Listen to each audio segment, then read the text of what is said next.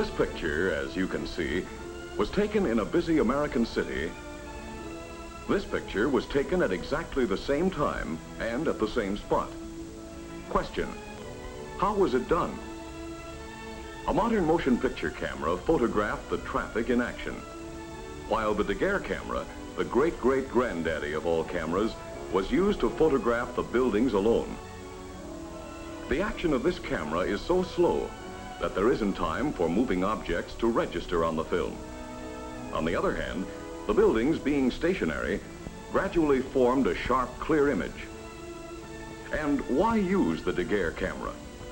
To show that any picture of America without automobiles is hopelessly out of date. Today, the automobile is part of any American scene. Every man, woman, and child in America could go riding at the same time. And if we wanted to, we could all ride in the front seat, because there is a car or a truck for every 3 persons, almost 50 million motor vehicles. How many are 50 million cars?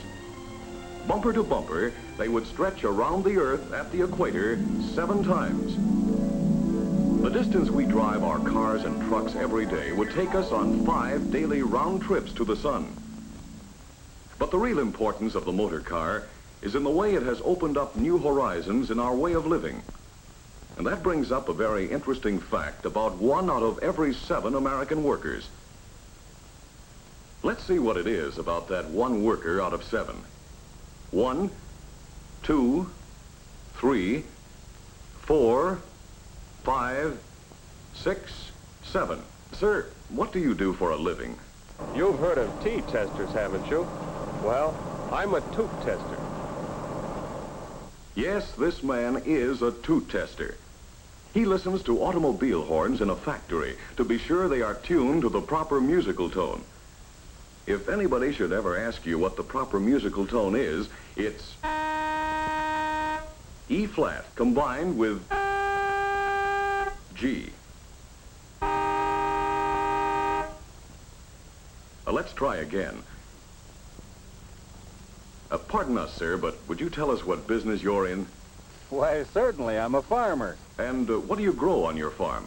Well, you might say I grow automobiles because I own part of the 4 million acres of farmland used to grow raw materials for paints and lacquers and insulation used in motor cars.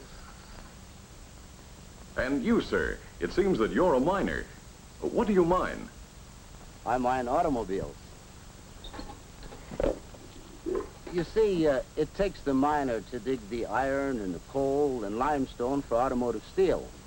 And then, of course, some of us dig the copper and lead and molybdenum and sulfur that go into automobiles.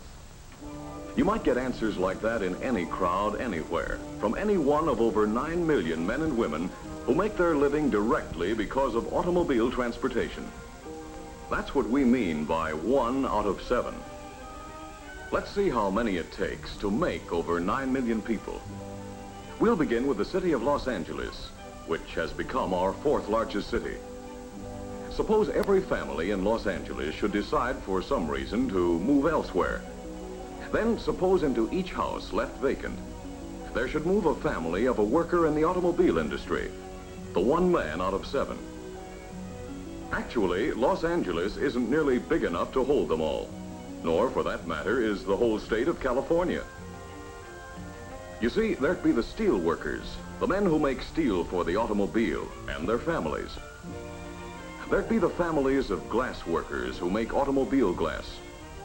We'd have to find homes for the families of all the workers who build tires, and batteries, and parts.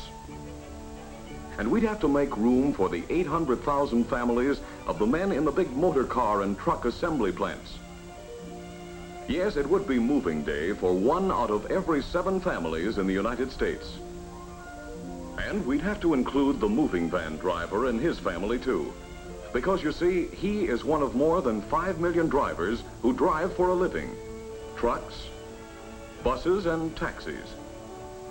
And while you're about it, did you ever stop to think of how many people it takes to maintain our roads and highways? Well, quite a few. Because on the highway miles of America, we could drive to the moon and back more than 14 times.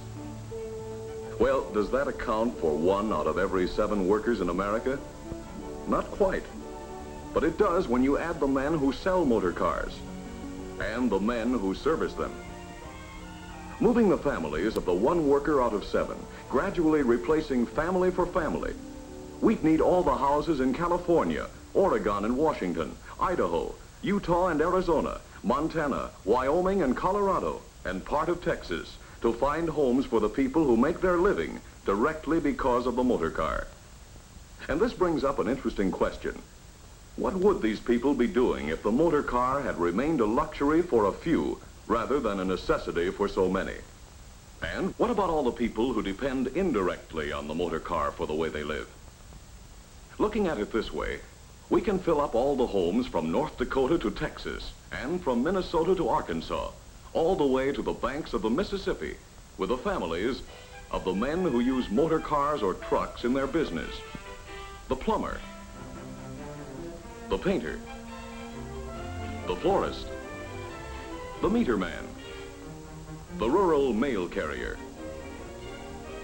and of course, the more than 2 million salesmen on the road. Now, it seems that we've found out something else about the motor car and its effect on our living. 1 worker out of 7 either makes cars or parts, or sells or services them. And another 1 worker out of 7 uses the motor car to make his living. Pardon us, sir, but what do you do? Why, I'm a traveling trimmer. Yes, this man is a traveling trimmer who makes his living with his pruning saw and his truck.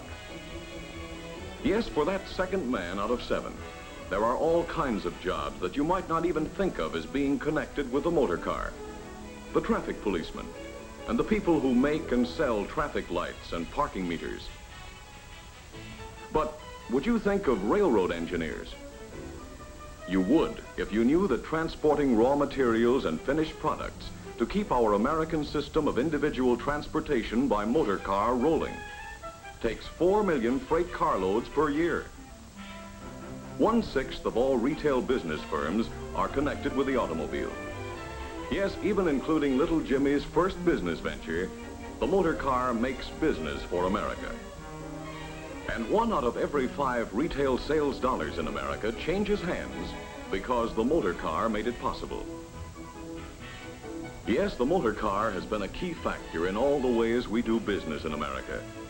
But it has had even greater effect on the way we live and the pleasure we get out of living.